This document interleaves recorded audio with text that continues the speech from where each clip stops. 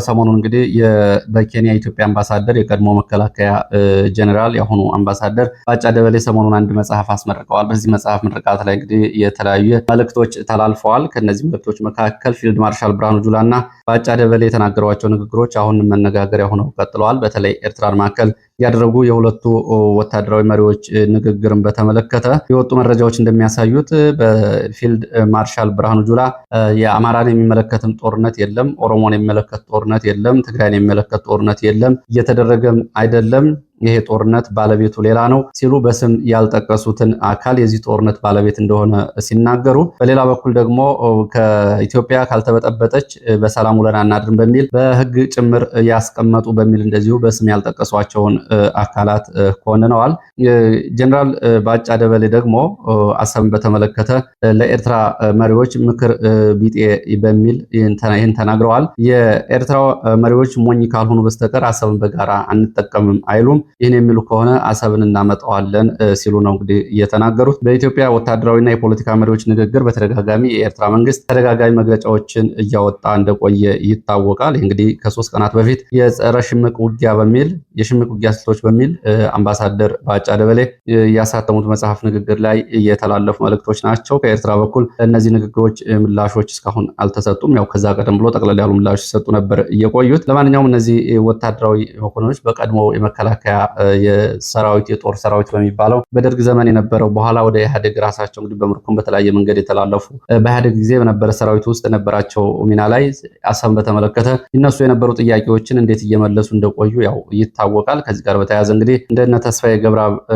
ጽሁፍ ከሆነ በተለይ ባጫ ደበሌ በእነዚህ በኩል የነበራቸው አቋም ይታወቃል። አሁን ደግሞ አብይ አህመድ አሰብን በተመለከተ የያዘውን አቋም ደግፈው መቆማቸው እንግዲህ በ3 የተለያዩ መንግስታት 3 የተለያየ መገለጫ ተደርጎ ሊታይ ይችላል። የኤርትራ ጉዳይ ከተነሳ የጅቡቲ ኤርትራ ከኢጋድ መውጣቷ እንዳሳዘናት ትገልጻለች። ኤርትራ ጅቡቲ እንግዲህ የኤርትራን መውጣት በተመለከተ በሰጠችው መግለጫ ኤርትራ መውጣቷ በቀጠናው አሉታዊ ተጽዕኖ ይኖረዋል። ኤርትራ በፍቃዷ ተመልሳ ገብታ ነበረ፣ አሁን ደግሞ ለቃ መውጣቷ ተጽዕኖ ይኖረዋል ስትል ይህንን ገልጻለች። ወደ ግንባር መረጃዎች ተጠባቂ የግንባር መረጃዎች ሲሄድ እንግዲህ ወደ መተማ የሚወስደን መረጃ ነው የሚያስቀድመው። በመተማ ወረዳ መሸሃ በተባለ ቦታ በተደረገ ውጊያ ከፍተኛ ወታደራዊ ኪሳራ ደርሷል። እንግዲህ መረጃዎቹን ተከታተሉ። በቅርብ ጊዜ ከተደረጉ ውጊያዎች በዛሬው ዕለት በመንግስት ኃይል ላይ የደረሰውን ያህል ጉዳት እና ኪሳራ አልደረሰም ነው የሚሉት የዓይን እማኞች። ምናልባት ያሳለፍነው ህዳር ወርን በተመለከተ በተለያዩ አካባቢዎች ከነበሩ ውጊያዎች የዛሬው በኪሳራው ላቅ ያለ ነው። ዛሬ በሌሊት ወደ ፋኖ ቀጠና በሁለት አቅጣጫ የገባው የመንግስት ኃይል አልቋል ሲሉ ነው አስተያየት የሰጡት። ቀሪው በፋኖ እጅ ገብቷል። ዲሽቃ፣ በርካታ የነፍስ ወከፍ መሳሪያዎች በፋኖ እጅ ገብተዋል። ውጊያው ከሌሊቱ 11 ሰዓት ተጀመረ ሲሆን እስከ ቀኑ 6 ሰዓት መሸሃ ተብሎ የሚጠራው አካባቢ እንደነበርና የአሁን ወደ አካባቢው ተጨማሪ ከተለያዩ አካባቢዎች ኃይል እንቅስቃሴ እያደረገ ቢሆንም እንቅስቃሴ ባለባቸው ቦታዎችም ውጊያ እየተደረገ መሆኑንና ከዚህ መሸሃም አካባቢ እንደዚሁ አሁንም የተወሰነ የመንግስት ኃይል ከበባ ውስጥ እንደሚገኝ እየገለጹ ነው የሚገኙት። እንግዲህ አጠቃላይ በከባድ ኪሳራ ያስተናገደውን ውጊያ በተመለከተ አንድ የዓይን እማኝ የጉዳት መጠኑን በተመለከተ የተለያዩ መረጃዎችን አድርሰዋል። ከወታደራዊ መሪዎች ሰማሁት የሚሉት የዓይን እማኝ ጠዋት በነበረው ውጊያ 2 ሬጅመንት ያህል የመንግስት ኃይል እንግዲህ እንደገባ መቅረቱን ሲናገሩ ሰምቻለሁ ነው የሚለው።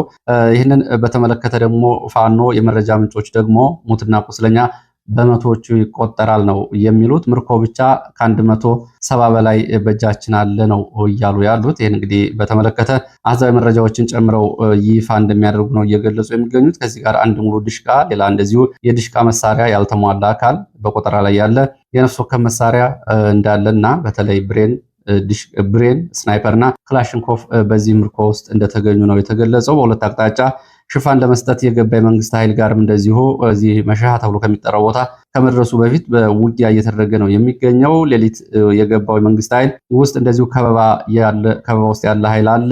ከፍተኛ እልቂት ነው የደረሰው። ውጊያው እንግዲህ በተመለከተ ወዲ አንበሶ፣ እንኮይ ውሃ፣ ክርክሪት በተባሉ ግንባሮች ጭምር ከዛ በኋላ ውጊያው መስፋፋቱን የገለጹት የመረጃ ምንጮች ከዚህ ጋር እየተደረገ ያለው ውጊያ ሽፋን ለመስጠት ከተንቀሳቀሰው የመንግስት ኃይል ጋር እየተደረገ ያለ ውጊያ ነው። በአርማጭሆ ቀጠናም ወደዚህ ወደ መተማ መሸሃ ተብሎ ወደሚጠራው አካባቢ በሞገሴና በጋብላ በኩል ኃይል የማንቀሳቀስ የመንግስት ኃይል ለዚሁን እያደረገ ነው። እግረኛና መካናይዝድ መሸሃ እየተንቀሳቀሰ ያለው የመንግስት ኃይል ግን አሁንም ውጊያ ውስጥ ነው የሚገኘው በሁሉም አቅጣጫ። አሁን የስልክ አገልግሎት በአካባቢው ተቋርጧል። እንደዚሁ በአካባቢው ከሚገኙ የመንደር ስሞች መካከልና የአውደ ግንባሮች ላስታ፣ ክርክሪት፣ መሻህ መግቢያ ሁለት ቦታ ላይ አሁንም እንደገና ከሰዓት በኋላ ውጊያ ተቀስቅሷል። ለሽፋን የገባ የመንግስት ኃይል አሻሚት ተብሎ በሚጠራው ቦታ እሱ ራሱ እንደዚሁ ከበባ ውስጥ ስለመግባቱ ነው የተገለጸው። እንግዲህ በዚህ በቅርብ ጊዜ ከተደረጉ ውጊያዎች ይሄ በዛሬው አውደ ውጊያ ትልቁ ነው። በአጠቃላይ ወታደራዊና የውጊያ አይነቱ ላለፉት 2 ቀናት የመንግስት ኃይል በኢትዮ ሱዳን ድንበር ከመተማ ቋራ በሚገኙ 11 የመውጫ በሮችን ለመዝጋት በሚል መጠነ ሰፊ እንቅስቃሴ ማድረጉ ይታወቃል። ዛሬ እንግዲህ መሻሃ ላይ የተጠና የተባለ ጥቃት ለመፈጸም የመንግስት ኃይል በሌሊት ወደ አካባቢው ቢገባም ይህንን ኪሳራ አስተናግዷል ነው የተባለው። በደረሰውን ኪሳራ በፋኖ በኩል እንግዲህ ዘግይተው የወጡ መረጃዎች ደግሞ እንደገና ከላይ ከተገለጸው ባሻገር ከ171 በላይ የምርኮኞች እንዲሁም ደግሞ ወደ 200 የሚጠጋ መሳሪያ የሚሉ መረጃዎች ወጥተዋል። እንግዲህ ቁጥሮቹ የነሱ ናቸው። ዝርዝር ሪፖርቶች ይፋ እናደርጋለን ነው ያሉት። ያጣነው ዋሴ ክፍለ ጦር የተገኘው መረጃ እንግዲህ 1 ዲሽቃ፣ 6 ስናይፐር፣ 4 ብሬን፣ በመቶዎች የሚቆጠር ክላሽንኮቭ እስካሁን እንደተገኘ እየተገለጸ ነው። ጉዳትን በተመለከተ በፋኖ በኩል 5 የሞት እንዲሁም ደግሞ 7 ቀላልና ከባድ አካል ጉዳት ብቻ ነው እየደረሰው ሲሉ ገልጸዋል። ተጨማሪ መረጃዎች መግለጫ እንደሚሰጡ አሳውቀዋል። በተመሳሳይ እዚሁ ደቡብ ጎንደር ደግሞ ዛሬ ውጊያ ሲደረግ ነው የዋለው። ከእስቴ ደራ ቀጠና ያለውን ሁኔታ በተመለከተ ከሰዓት በኋላ የወጡ አዳዲስ መረጃዎች ይህንን ያመላክታሉ። ደራ ወረዳ አንበሳሜ በተደረገ ውጊያ ሰብአዊና ቁሳዊ ጉዳት ደርሷል። ረፋድ ፋኖ ወደ አንበሳሜ ከተማ በመግባት በተደረገ ውጊያ በቁጥር ያልታወቀ ወታደራዊ ኪሳራ ሲደርስ የሚሊሻ አባላት ከነሙሉ ትጥቃቸው በፋኖ ተወስደዋል። ሳና፣ አርብገቢያ እና ገላውዲዮስ እንደዚሁ ውጊያ ተደርጓል። በተለይ አንበሳሜና አርብገቢያ ከቀኑ 6 ሰዓት ጀምሮ ከባድ ውጊያዎች ሲደረጉ 77ኛ ክፍለ ጦር የመከላከያ በዚህ በኩል ጉዳት አስተናግዷል። ምርኮና ጉዳት እንዳለም ይገልጸዋል። መረጃው እንደደረሰ ይቀርባል ነው ያሉት የመረጃ ምንጮቹ። በተመሳሳይ እስቴ ፋኖ መካነ ኢየሱስ ከተማን ከሰዓት በኋላ ለቆ ገብቷል። ማቢ ተራራ ላይ እና ከደብረ ታቦር የገባ የመከላከያና አድማ ብተና ወደ መካነ ኢየሱስ ከተማ ገብቷል። በዚህ በነበረው ውጊያ ከሌሊት እስከ ረፋት ድረስ የደረሰው ዝርዝር ጉዳት በውል አልታወቀም። ደራ በዚሁ ቀጠና ማለት ነው። ደራ አርብ ገበያ የክፍለ ጦር አዛዥ ኮሎኔል ያሉበት ምሽግ ጭምር እስከ ሳና ተብሎ እስከሚጠራው አካባቢ ድረስ ውጊያ ሲደረግ ነበር ያመሸው። የደረሰው ጉዳት አልታወቀም በዝርዝር።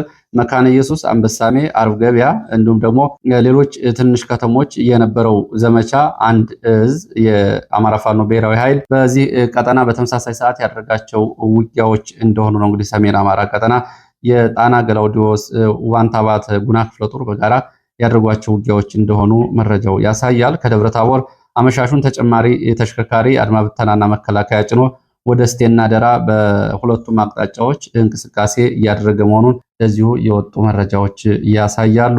ወደ እዚሁ ጎንደር ማዕከላዊ ጎንደር ደንቢያና አካባቢው የሚወስደው መረጃ ስናስከትል ደንቢያ በምዕራብ ደንቢያ ደልጊ እና ጨዋሂት ከተሞች የወጣ የመንግስት ኃይል ድንገተኛ የደፈጣ ጥቃት ተፈጽሞበታል። ከጨዋሂትና ደልጊ ሁለት አቅጣጫ መነሻውን ያደረገው የመከላከያና አድማ ብተና እና የሚሊሻ ኃይል ሳንኪሳና ጅብጅባ ተብሎ የሚጠሩ ቦታዎችን ለመቆጣጠር ማዕከል አድርጎ የተንቀሳቀሰ ቢሆንም በተለምዶ 5 ቁጥር ተብሎ የሚጠራው አካባቢ ማለዳ 3 ሰዓት ገደማ በተፈጸመ ተከታታይ የደፈጣ ጥቃት ጉዳት አስተናግዷል። ጉዳቱ የደረሰው እንግዲህ ቀድሞ ለፋኖ መረጃ ደርሶት ቦታ ይዞ በፈጸመው የደፈጣ ጥቃት ነው። ጥቃቱን ተከትሎ ጉዳት የደረሰበት የመንግስት ኃይል ወደ ሁለቱ ከተሞች ወደ ኋላ ተመልሷል። የጉዳት መጠን በዝርዝር አልታወቀም።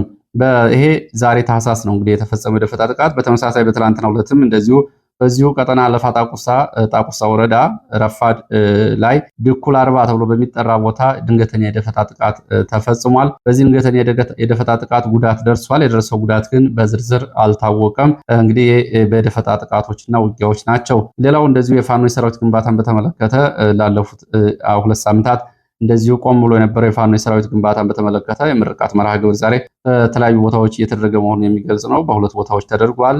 አንደኛው እዚህ በጉና ቀጠና የአንበሳው ጋይንት ክፍለ ጦር ለወራት ስልጠና የወሰዱ የፋኖ አባላትን ማስመረቁን ነው እየገለጸው። በዚህ እንግዲህ በወታደራዊ የአካል ብቃት እንቅስቃሴና እንዲሁም ደግሞ በአጠቃላይ የፖለቲካና የትግል ግንዛቤ ስልጠና ሲወስዱ እየቆዩ ናቸው። የሕክምና ቡድን አባላትም እንደዚሁ አብረው ተመርቀዋል።